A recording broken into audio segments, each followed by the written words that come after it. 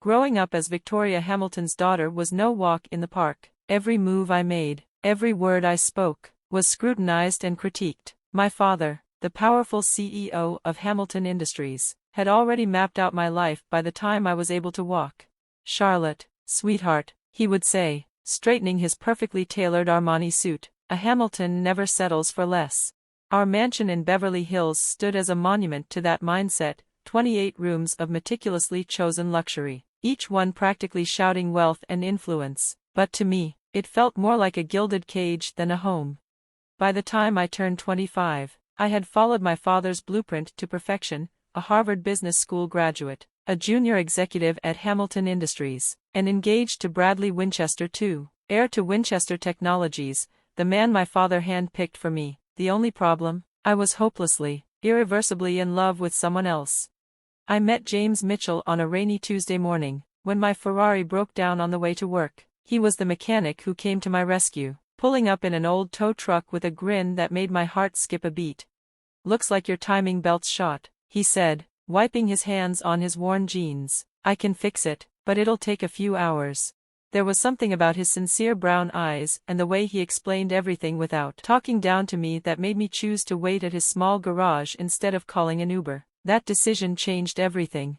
Over terrible vending machine coffee, I learned James wasn't just any mechanic. He had worked his way through engineering school, graduating at the top of his class. He could have taken a cushy corporate job, but he loved hands-on work, solving problems, making things better.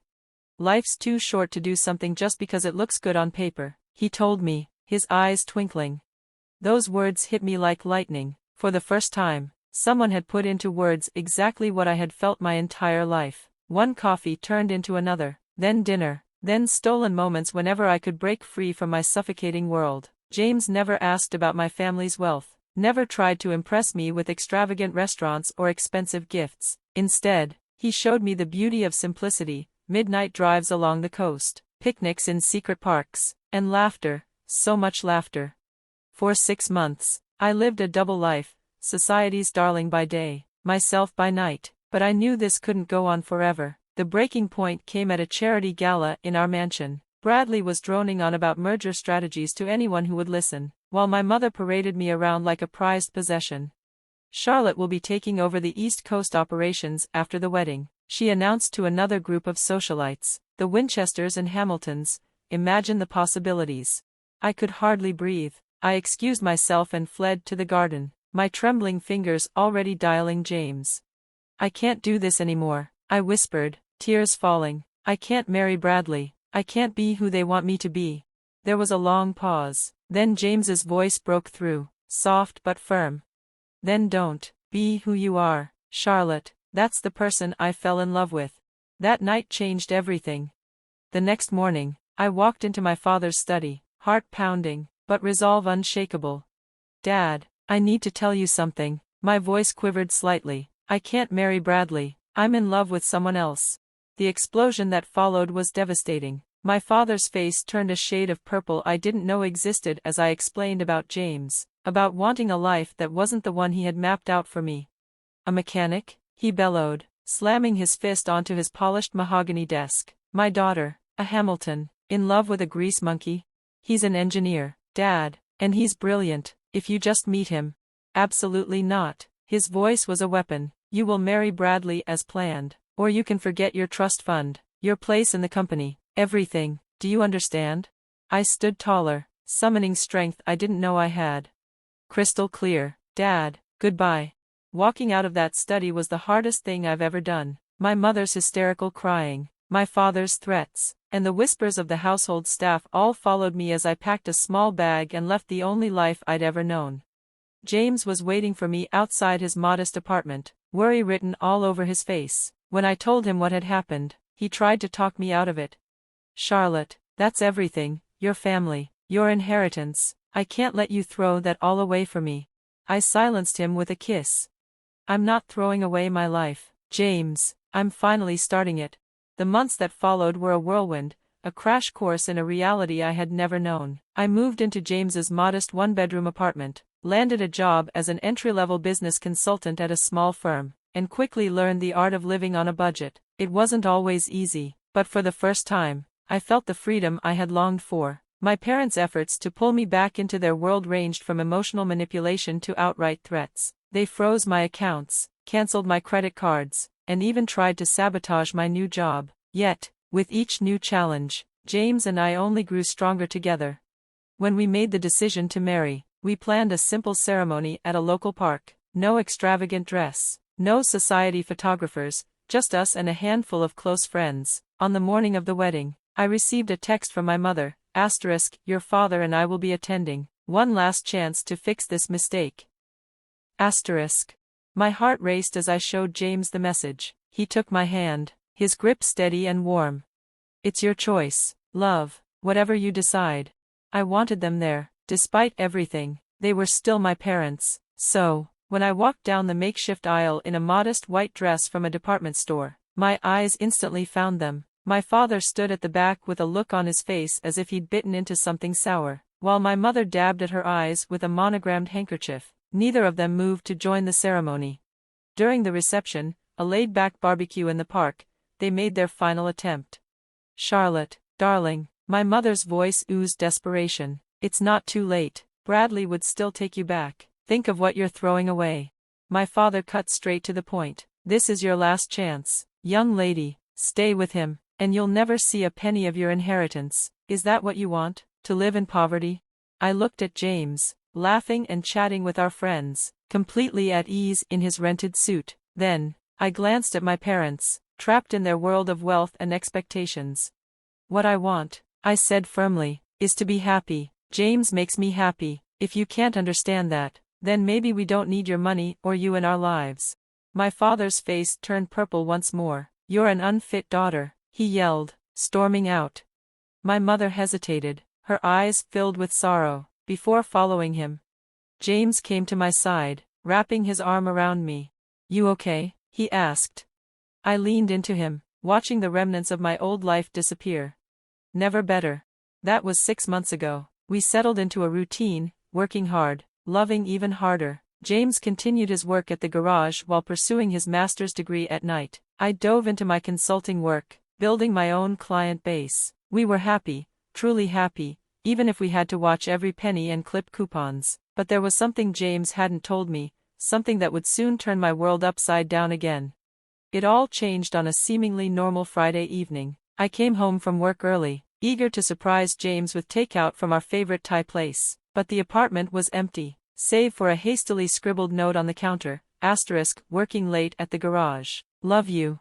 *. It wasn't unusual for James to work late, but lately, something felt off. He'd been distracted, taking mysterious phone calls, working strange hours. A knot formed in my stomach as dark thoughts crept in. Was I about to lose everything again?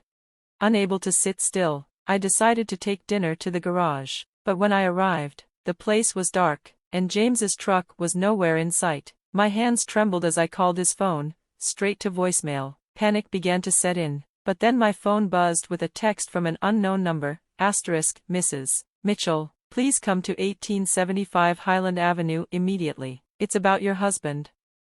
*. My heart skipped a beat. Highland Avenue was in the industrial district, miles from the garage. With shaking hands, I entered the address into my GPS and drove through the darkening city, anxiety building with every mile.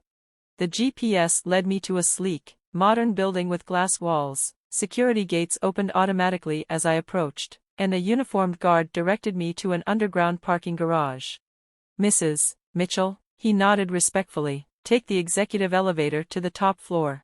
Executive elevator? What in the world was going on? The elevator doors opened into a luxurious office suite with floor-to-ceiling windows overlooking the city. And there, standing at a glass desk, was James, but not the James the first knew. Gone were the worn jeans and oil-stained shirts. Instead, he wore a perfectly tailored suit that probably cost more than our rent for a year. When he turned around, his familiar warm smile was tinged with something else, nervousness, perhaps? "Charlie," he said softly, using the nickname only he called me, "I think it's time I told you everything." Before he could continue, the office door flew open, and there they were, my father, mother, and Bradley Winchester too. It was like a nightmare come to life. "What is the meaning of this?" My father bellowed, his face already turning purple. Security said Charlotte was headed up here. What are you doing in the CEO's office? You mechanic? James straightened his tie and walked around the desk with a calmness I couldn't quite grasp.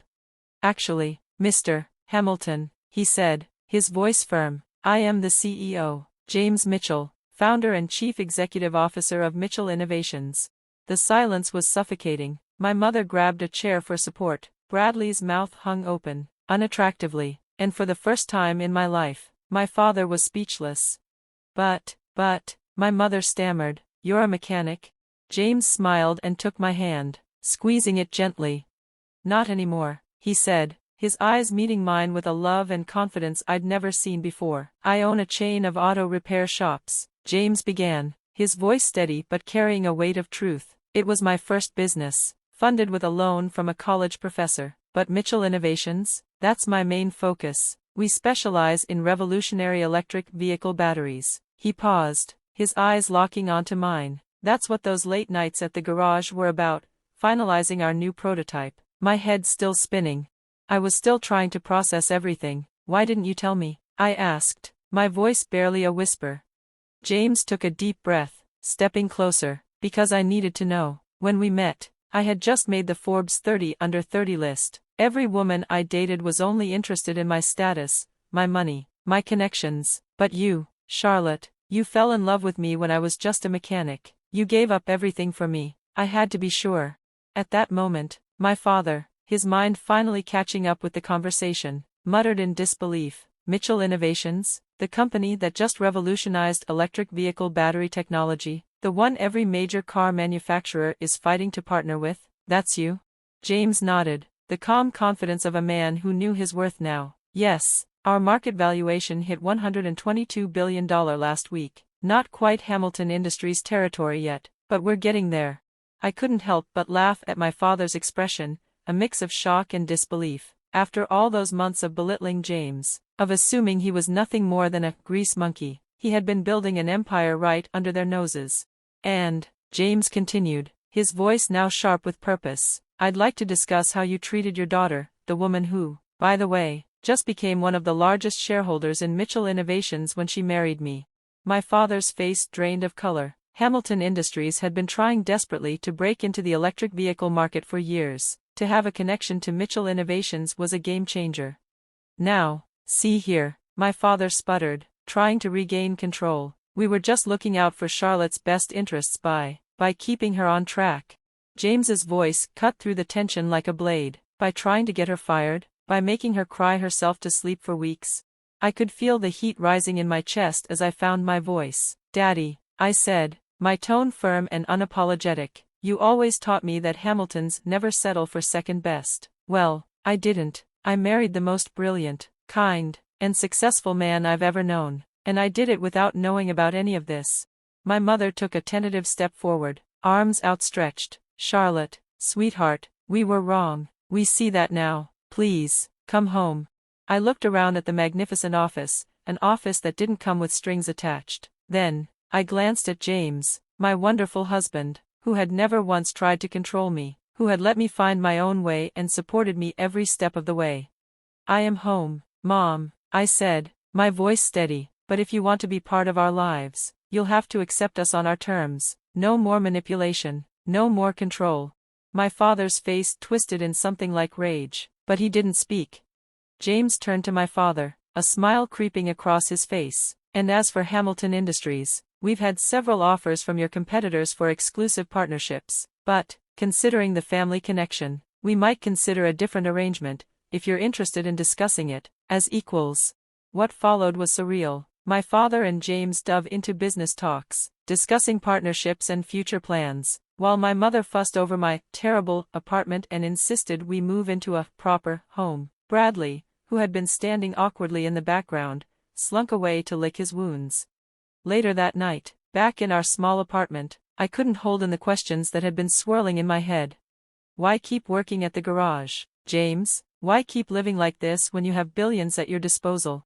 James pulled me close, his arms enveloping me. The garage keeps me grounded, he said, his voice full of sincerity. It reminds me of where I started, and this apartment, these months with you, they've been the happiest of my life. We made it ours together. No silver spoons, no trust funds, just us. Tears welled up in my eyes. I love you, you sneaky billionaire. He chuckled softly. I love you too, you runaway heiress. Life changed after that night, but not in the ways people might expect. We moved, yes, but into a modest house that we chose together. I joined Mitchell Innovations as head of their charitable foundation, using our resources to help other young entrepreneurs. James continued to spend time at his original garage, teaching mechanical skills to underprivileged youth. As for my parents, well, they're trying. Mom still drops not-so-subtle hints about trust funds and grandchildren, but Dad has slowly come to respect James. Their weekly business meetings often stretch into long discussions about everything from classic cars to philosophy. As for me, I finally understood what James meant about life being too short to live it according to other people's expectations. Sometimes, the best things come in the most unexpected packages, like broken-down Ferraris and vending machine coffee. But the best part? Every time we drive past our old apartment or pick up Thai food from our favorite spot, James still looks at me the same way he did when he was just a mechanic, and I was just a rebellious heiress. Because in the end, love doesn't care about bank accounts or business empires. It cares about who you are when everything else is stripped away. And we're just Charlotte and James, a mechanic and a runaway heiress, who found something far better than billions. We found each other.